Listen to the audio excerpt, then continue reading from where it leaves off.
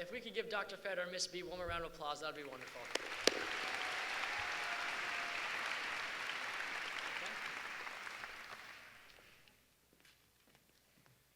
All right. So at the end of the year, you'll be able to nominate some individual who has inspired you for this first year. Our speaker this afternoon, Scott Avett, is both, all right. I don't need to say any more. I'm done. He's both a visual and a performing artist. His earliest memories are of parents who nurtured a love for family and the arts. According to Scott, his family wasn't one of me's. There wasn't a lot of money, but there was always music, art, and good literature to be found around the house. As for his time at East Carolina, Scott says that his college experience was especially fruitful once he opened himself up to the support his professors gave in shaping his craft.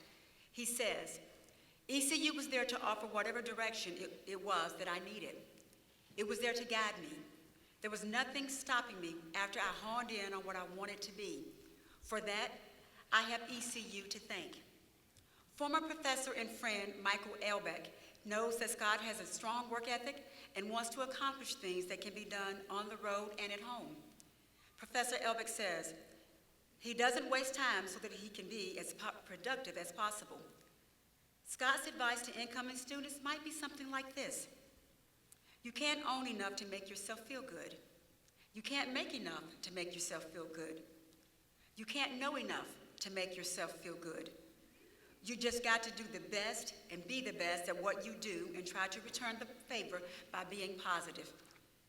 Scott holds a Bachelor of Science degree in Communications and a Bachelor of Fine Arts degree in Art, with a focus mainly on painting.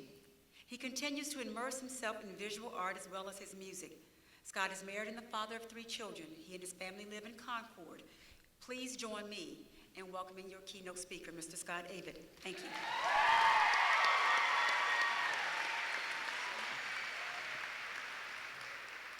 All right, thank you.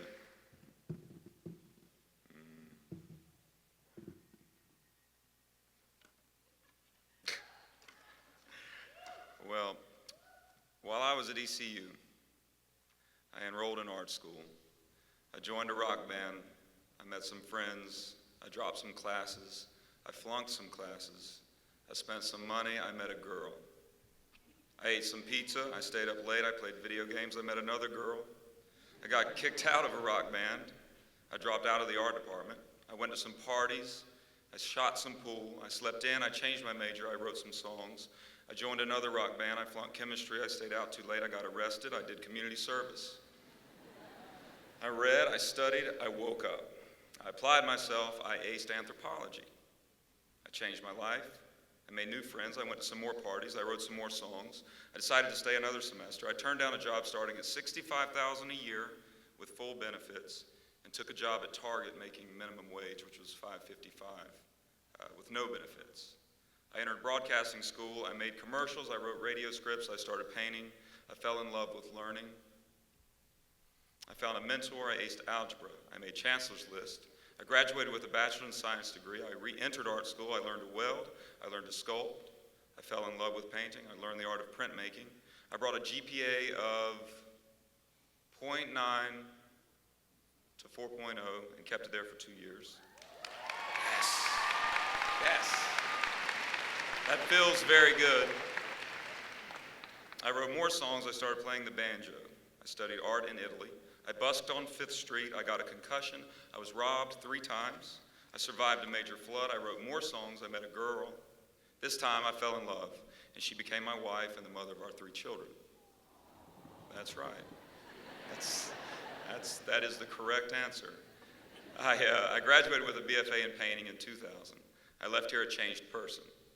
A man with tools to go out and work with, to go out and create. And since graduation, I've never stopped moving, and I've never stopped learning. So many things happened to me during my time at ECU.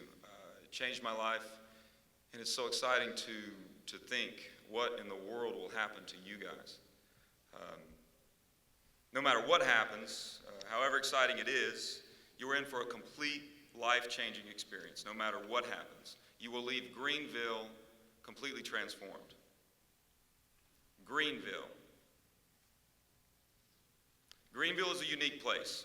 On fall mornings and afternoons, it can be completely beautiful and calm. It can be scorching hot and uncomfortable in early August. It can be raucous and loud on football Saturdays. It can be raw and unpredictable late at night. I promise you that. Greenville is a real town with real people. It can be tough and forgiving at the same time. But one of the best things about Greenville is how completely sincere it is. Greenville is not New York City. Greenville is not Los Angeles. What you get here is stripped of what these massive, bustling cities have, which is infinite distraction. You are fortunate to be here, and this is your new home.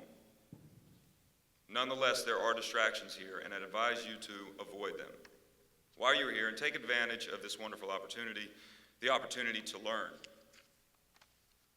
My time at ECU had its fair share of distractions, obviously, you heard earlier. The first part of my college career was not picture perfect. I was lost and extremely nervous when I was where you guys are now. And I assume that some of you are nervous, maybe lost, maybe extremely nervous, maybe extremely lost. Don't be afraid, because you just dig in and those feelings will fade. That's a promise. You just ask questions, as many as you can. Don't be afraid to be clueless. The more questions you ask, the more answers you get, and the more answers you get, the more you understand why you're here and what you're doing here. I understand those feelings very well. The feeling of being in a strange new place. I feel it all the time. I travel from strange places in this country to other countries, and oftentimes when we roll into town or fly into town, the place instantly feels bizarre to me. It's a feeling like everyone knows each other except me, or everyone knows what they're doing except me. It's just a feeling. It's not true. And even better, those feelings should be used to motivate you. Go out and discover those things you don't know. There is a lot of things to discover here in Greenville, and just on ECU campus alone, but not to mention the rest of the town and the rest of the county and the rest of the region, the part of the state and the country that you're in. I found myself in quite a bit of trouble academically during my second year as a freshman. Hopefully you all won't go into your second year as a freshman, but if you do, I can relate. More lost than ever, I eventually found myself in trouble with the law as well. I was even involved in a brawl downtown. I got arrested. I spent a late night at the detention center. And following month, I was assigned community service. My community service was to pick up cigarette butts around the Pitt County Courthouse, the perimeter on the sidewalk. There's no way to describe picking up cigarette butts around the courthouse. It sucks. It sucks bad. It's gross. It's embarrassing. It's uninvolved. It takes about 15 minutes to pick up the cigarettes around the courthouse, and you can't leave when you're doing community service. So once you've picked up the cigarettes, you have to wait, and you can wait on the sidewalk, which is loitering, or you can go to the parking lot and sit in your car, which is what I did. I found it a very strange situation that I was sitting in my car. Well, I didn't have iPhones then, so I'm just sitting in the car, which is good because I'd probably be playing Crossy Road in my car if I did have an iPhone then for hours. But it's a strange situation to be in where you're sitting waiting and wishing people would smoke and litter so that you have something to do. It's weird. At that point, I had a .9 GPA, and I was basically one step from being kicked out of school. I dropped a class. I was just falling apart in chemistry, and I said, well, I've got these hours of time in my car. I said, well, I figure I'll read this anthropology book. It may sound strange to most of you. It should sound strange to most of you that I had never read a book from start to finish through my entire high school career. My brother and sister were just avid readers and loved reading. I just didn't. But nonetheless, I picked this anthropology book up while I sat in my car and began reading. And it was interesting to read. It actually kept my attention. And then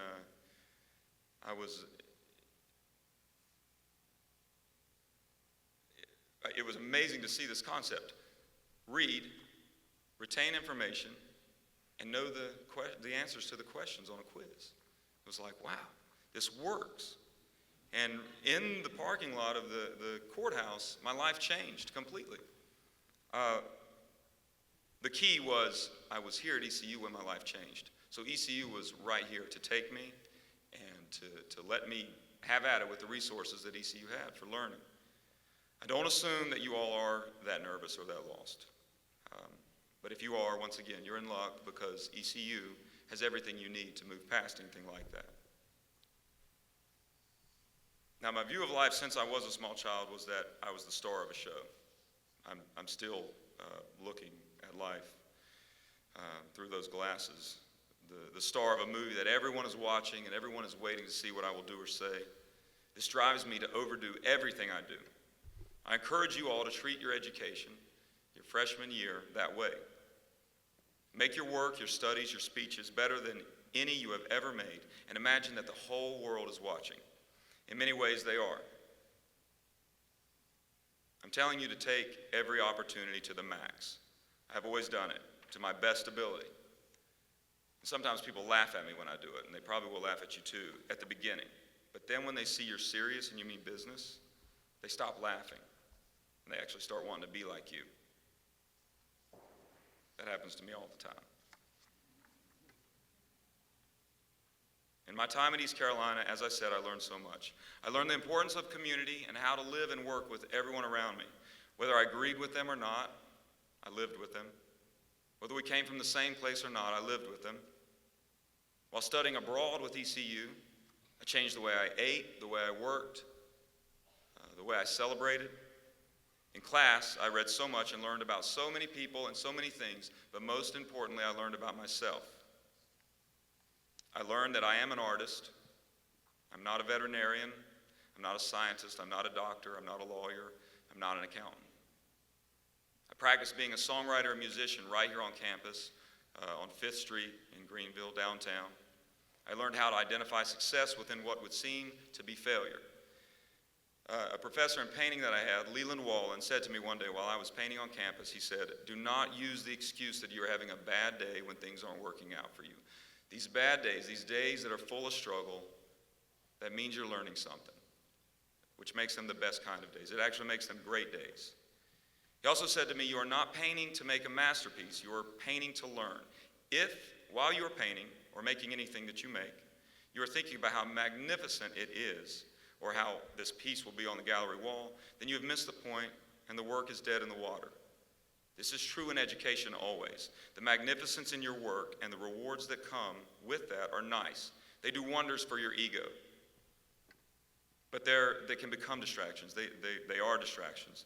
The reward is the education. You are entering a time that is focused on just that. In my business, in the business of music and art, gauging success is up to the individual.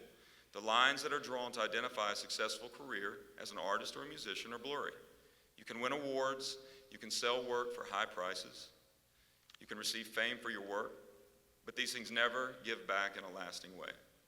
The only true reward in your work is the education you receive. Because of this, in anything you do, you are in charge of defining the success. This is true as a college student. Learning can be a struggle and feel very much like failure, but if you can identify learning as fortune, you will be growing. The wonderful thing about this very moment is you are now in a place full of this fortune. Go forth and collect this fortune. Now, life in college and beyond is full of opportunities to turn perceived failures into successes.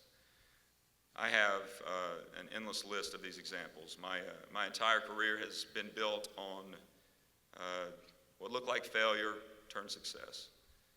Right out of college, I was swindled by a gallery owner who offered me money for paintings that he turned around and sold for quadruple the price. I then opened a gallery in North Carolina, only to go out of business in 6 months. I was picked up by a New York art gallery where I sold thousands of dollars worth of drawings, prints, and paintings. I never saw a dime for those. I moved back in with my parents and worked cleaning carpet and as a janitor.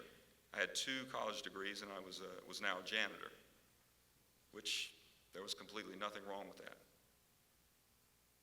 It actually afforded me to do exactly what I intended to do. Many times when my brother and I would go to perform for what we were told were going to be 200 people, 20 would show up. Just months ago, we played at a 23,000-seat venue in Milwaukee. 4,000 showed up.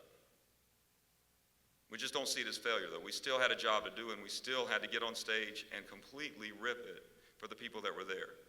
We only see it as playing for the 20 that showed up, or in this most recent case, the 4,000 that showed up, not the 180 that didn't, or the 19,000 that didn't. My early career as a college student had all the makings of failure, and it would have been if three important things weren't available.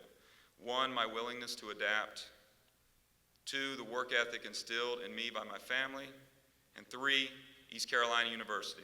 Had I not been at this very university at that very time, I would have not been here today speaking to you. Now, it's an honor to speak to you today. I flew from Traverse City, Michigan this morning to Charlotte. Let's see, I got off stage last night at 10, drove a bus through the night, or I didn't drive it, I slept on a bus through the night, woke up in Columbus, Ohio, and flew to Charlotte, drove here. The roads have changed since I came to school here, so I actually almost made it to Plymouth when we realized that Greenville was the other way. This is just ridiculous. We freaked out for 15 seconds, my manager and I, and then we were cool and calm and made it down here in fine time. But it is an honor to speak to you today. As soon as I was informed of the invitation, I Googled Convocation speeches. I started watching them on YouTube, and I wanted to see what they were about, what was said during a convocation speech. At first, it was tempting to want to rile you up because you're going to do something that is very exciting, that is obviously life-changing. I think we have the tendency to think that we have to get everybody pumped up so they can go kill it and go crazy. But as I thought about what you guys are doing and compared it to scenarios that I am familiar with, I thought about a most recent case where my brother and I and the band were opening for the Rolling Stones, where, like any show that's very big and very important and very exciting, we receive a lot of texts about guest passes, as well as, you must be excited, the standard, I can't believe you're opening for the Stones, this is going to be great, are you ready for this? And you start to get excited, and you start to breathe, and your heart starts racing. But it's just like in a game, you realize that of all the people that are excited about what I'm getting ready to go do, I'm the last person that should be excited. I've got to calm down and remember that it's a job that I'm going to do. And so I recall a couple months ago when we were opening for the Stones, just days before, calming my nerves and telling myself this is just another day of the job. Tomorrow's the first day of class, is that correct? It's just another day on the job for you guys. You're in a new place, but don't make it out to be, it's not all going to change your life instantly in one blast tomorrow. Move into it nice and cool and calm. And the excitement and the joy and the things that you're going to get from it, they're going to settle in with it. With us, with the show that we played, we went in calm, our feet planted on the ground, and by mid-show, we were bouncing off the walls, and the excitement was there, and the joy and the performance was there. But we needed to wait for that calling to know when it was time to jump. It's very important. Academically, I think that can happen. Don't freak yourself out. It's just another day at the job.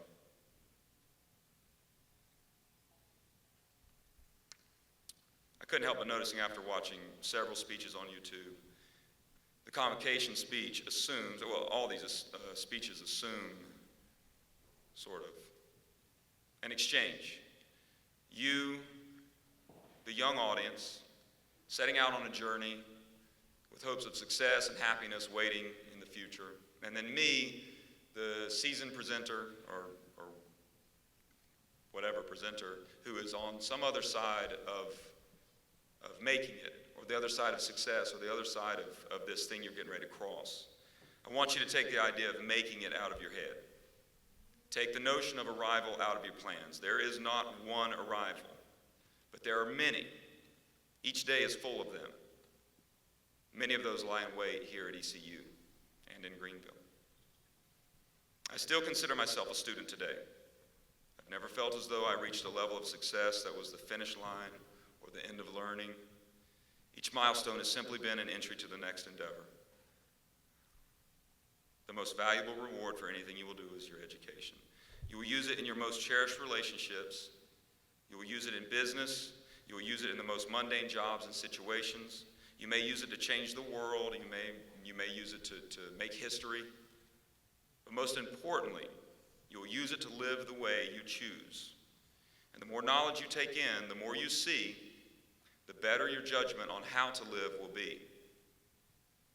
Now, I often tell my 4-year-old son, I should probably tell all 3 of my kids this because it's true about all 3 of them, but I tell my 4-year-old son, Max, I say, you're so important to this world. Right now, at this very moment, this world cannot go on like it is without you. Impossible. Now, I know that, and Max knows that. The same is true for everybody in here, every one of you. It is crucial that you are in the world right this moment for it to happen like it needs to. The rest of the world doesn't know that yet.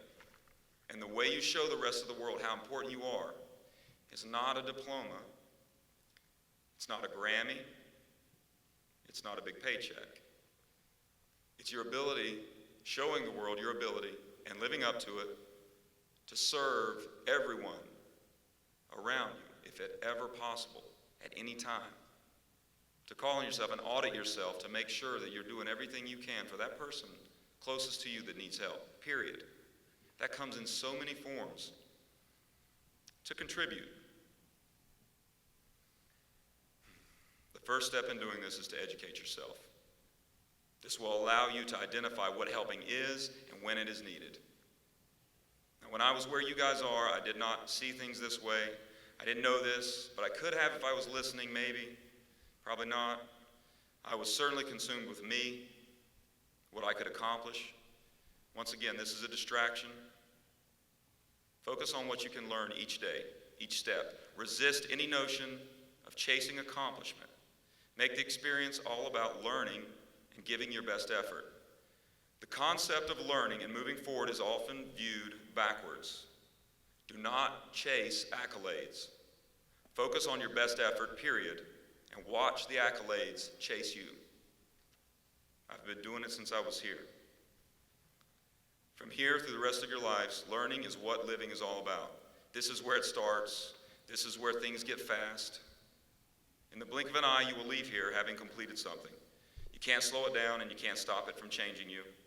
I was lucky to be here long enough, 6 years, to realize how great a place I was in. From that moment on, I experienced a world of learning that I bring to everything I do, everywhere I go. Now, some of the richest places on earth are these college campuses. Life is bursting from them. You can see it and you can feel it. I'm so excited for you all as you enter this chapter, this place of heightened learning and life. Enjoy every moment of it.